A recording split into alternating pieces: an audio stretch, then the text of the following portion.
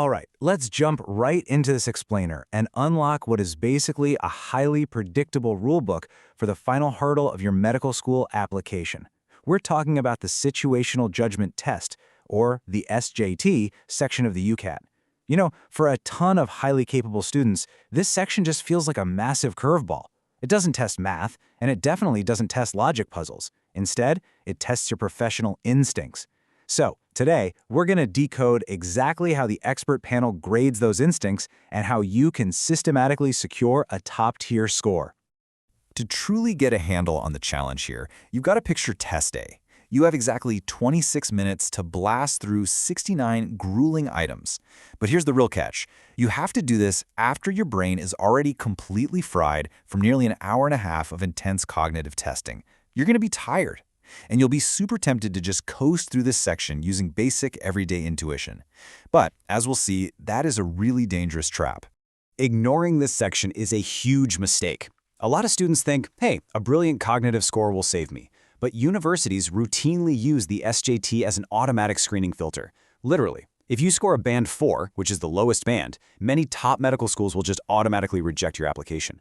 That completely overrides even a 3,200-plus cognitive score. You absolutely cannot afford to treat this section as an afterthought. Okay, here is our roadmap. 1. Decoding the 4 bands. 2. The GMC professional pillars. 3.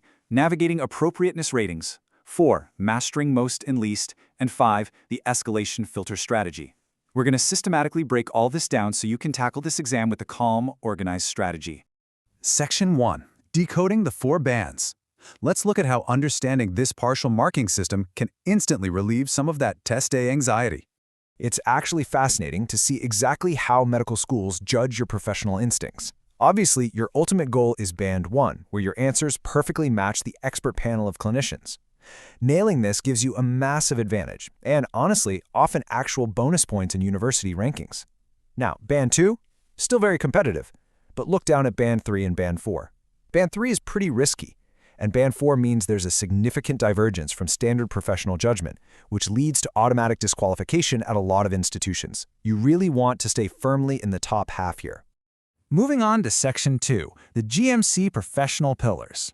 So how exactly do we actually get to that Band 1? Well, to reach Band 1, you have to completely abandon your personal, everyday gut instinct and strictly adopt the General Medical Council's ethical framework.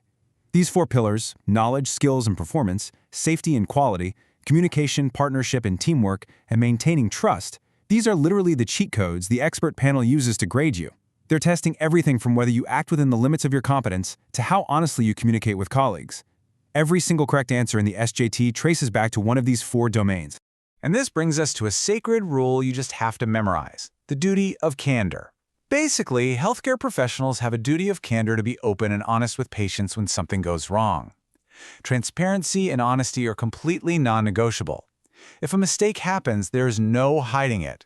You have to be open with the patient, even if it creates super awkward interpersonal difficulty with your peers. Ultimately, patient safety is always the ceiling. It comes before literally everything else. If a classmate makes a medication mistake that puts a patient at risk, your human instinct might be like, I should protect my friends so they don't get in trouble. But the SJT demands you protect the patient above all else.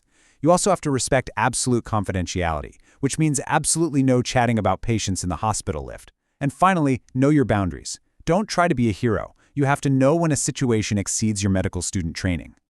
All right, Section 3, Navigating Appropriateness Ratings. Let's dive right into the core logic of this A to D scale. For appropriateness rating questions, the scoring is partial, which means you can scrape some points if you're close. An A rating, very appropriate, means you are fixing the problem directly and professionally. It's a local solution right at the source. A B rating, or appropriate but not ideal, means you didn't do anything harmful. There are 0 bad elements. But your solution was, well, suboptimal, maybe indirect, or it just kind of missed the core mark of the issue. Now contrast this with the negative side of the scale. A C rating, inappropriate but not awful, means there's something bad in the response, but any negative consequences are minimal. So speaking a bit too bluntly to a colleague, that might be a C. But a D, or very inappropriate, is just awful. It's dangerous, it's illegal, or it flat out compromises patient safety. Speaking harshly to a patient or ignoring a direct safety risk is an automatic D. You've really got to train yourself to spot these subtle gradations of good and bad. Let's hit Section 4, Mastering Most and Least. This is all about the drag-and-drop format introduced in 2025. So in these questions, you get a scenario and 3 possible actions. You have to drag 1 to most appropriate and 1 to least appropriate. Now, because you must correctly select both the absolute best and the absolute worst option to score any marks, precision is absolutely mandatory. There is likely no partial credit given here whatsoever. You really cannot afford to just blindly guess that middle option. To conquer this format, you want to use a top and bottom anchoring strategy. Step 1, read the context and establish your role. Are you a medical student or a doctor? Because that dictates what you're actually allowed to do. Step 2, find the obvious worst option, the one that totally ignores patient safety or breaks confidentiality, and lock that in as the least appropriate. Step 3, pick the best of the remaining 2, based on which is the most direct and proportionate solution. And finally, Step 4, cross-check both of your choices against those GMC pillars we talked about earlier.